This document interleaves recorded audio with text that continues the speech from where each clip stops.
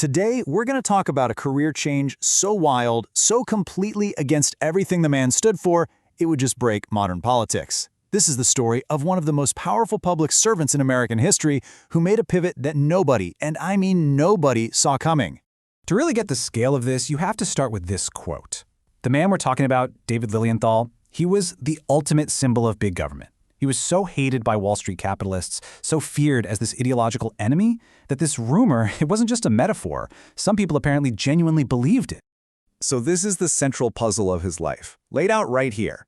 How can one guy be both of these things? You've got the champion of big government, the sworn enemy of Wall Street on one side, and on the other, a master of high finance, a multimillionaire executive. It seems impossible, and that's the story we're diving into.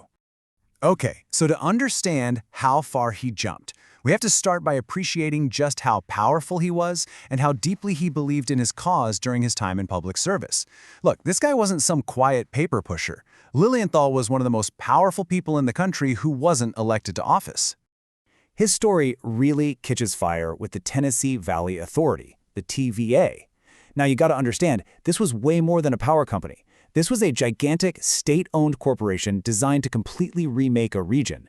I mean, this was the New Deal at its most ambitious, and it was a direct challenge to the whole idea of private sector control. The sheer size of what the TVA was trying to do was just staggering. It wasn't about flipping a few switches. We're talking taming rivers to stop devastating floods, dredging channels so boats could pass, planting new forests, even making fertilizer. But that last point, providing cheap electricity to rural areas that private companies thought were worthless, that's what started the war with Wall Street. And his strategy was brilliant, really. Lilienthal called it the yardstick approach. The idea was that the TVA's prices would be the government's official benchmark, a yardstick, and they'd use it to measure the private power companies and basically force them to lower their rates. You can imagine how much the big shot executives loved that.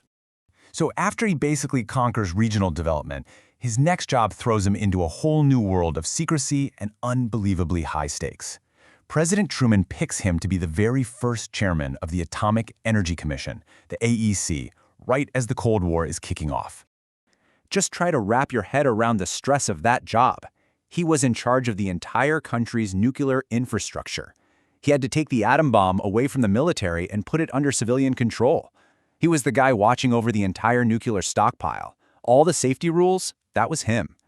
And he had to do all of it under a level of secrecy that is almost impossible for us to imagine. And then in 1950, at just 50 years old, David Lilienthal quits. He just walks away from the very top of the government food chain. And this wasn't some quiet retirement. It was a shocking, sudden leap into a world he knew absolutely nothing about. So why'd he do it? Well, the reasons were deeply personal. For one, he was just completely burned out. 20 years of non-stop political fights. But it was more than that. He just wanted freedom. The freedom to say what he thought without it becoming official government policy. And the freedom to make decisions without constantly dealing with lobbyists and generals. The power, he realized, just wasn't worth the cost. Think about this for a second.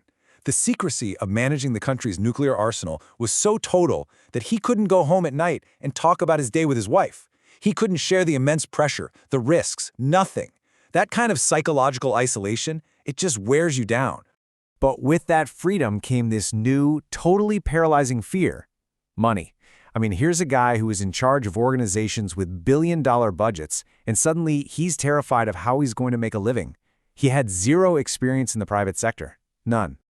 This story just says it all. For his goodbye present, his friends, who all knew him as this idealist who hated Wall Street, they gave him a pewter mug for begging and a guitar for playing on street corners. It was kind of a joke, but not really.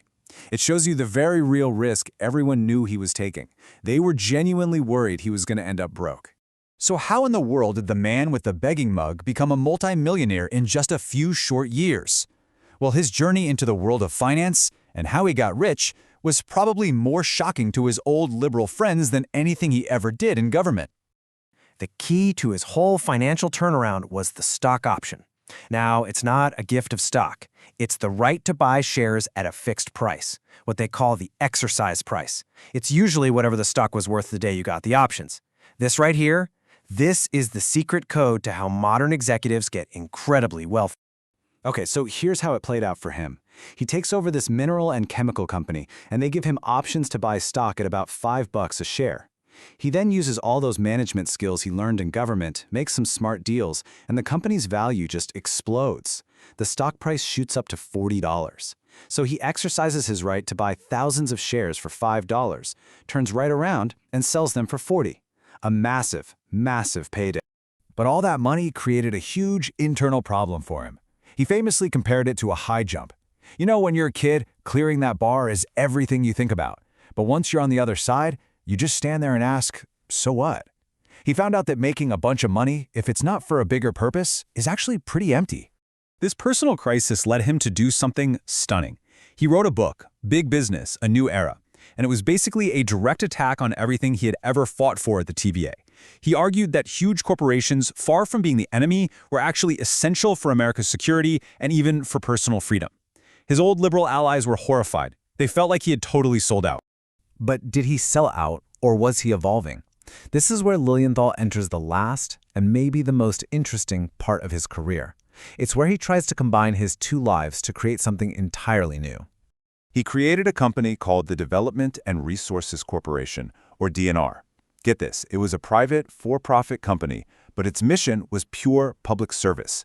It went around the world building massive infrastructure projects for other governments. It was basically a private TVA you could hire. It used the speed and power of capitalism to do the work of the public sector. The ultimate test for this new idea was in a province in Iran called Khuzestan. And at the time, this place was a literal desert, just incredibly poor and barren. This was exactly the kind of giant problem that only governments or the World Bank were supposed to be able to solve. And what DNR did there was just incredible. You see, they didn't just write a check. They built something that would last. They built the huge Daz Dam for water. They put in electric grids. They created enormous irrigation systems. And the result? The desert was turned into fertile farmland growing sugarcane. It created stable jobs and reliable power where there had been absolutely nothing. Which brings us to the big question that David Lilienthal's amazing life leaves us with. He ran two very different organizations, one owned by the government, one for-profit, that both managed to build infrastructure that changed civilization and solved huge problems. So here's the thought I want to leave you with. If both models can achieve the exact same monumental public good, does it really matter where the money comes from taxes or from private profit, more than the vision and ambition of the person in charge?